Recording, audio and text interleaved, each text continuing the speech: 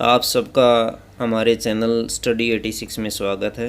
आज हम पढ़ने वाले हैं वॉरेन हेस्टिंग के बारे में, जिसका समयकाल 1774 से 1785 तक रहा था। इसने राजकीय कोषागार को मुर्शिदाबाद से हटाकर कलकत्ता स्थापित कर दिया था। दोस्तों, 1772 ईस्वी में इसने प्रत्येक ज़िले में एक फौजदारी और दीवानी अदालतों की स्थापना की थी।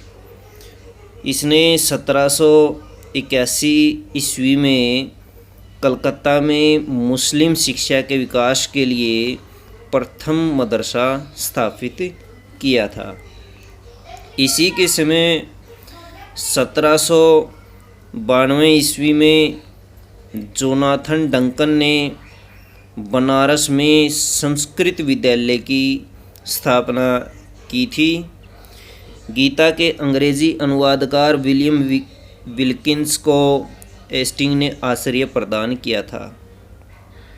इसी के समय में सर विलियम जोन्स ने 1784 ईस्वी में the Asiatic Society of Bengal की स्थापना की थी।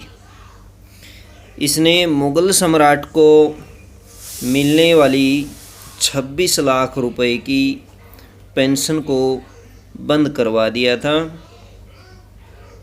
इसी के समय काल में रेगुलेटिंग एक्ट आया था 1773 ईस्वी में, और इस रेगुलेटिंग एक्ट के तहत 1774 ईस्वी में कलकत्ता में एक उच्च न्यायालय की स्थापना की गई थी, जिसका अधिकार क्षेत्र कलकत्ता तक था, और कलकत्ता के बाहर का मुकदमा तभी सुना जाता था जब दोनों पक्ष सहमत हो जाएं।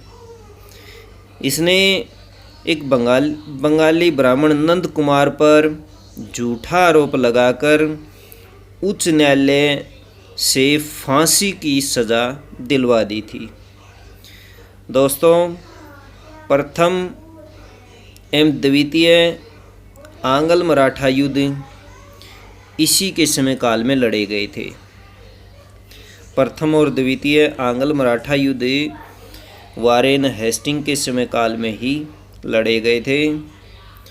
इसी के समय काल में दोस्तों बोर्ड ऑफ रेवेन्यू की स्थापना हुई थी। बोर्ड ऑफ रेवेन्यू के बारे में काफ़ी बार एग्ज़ाम में पूछ लिया जाता है।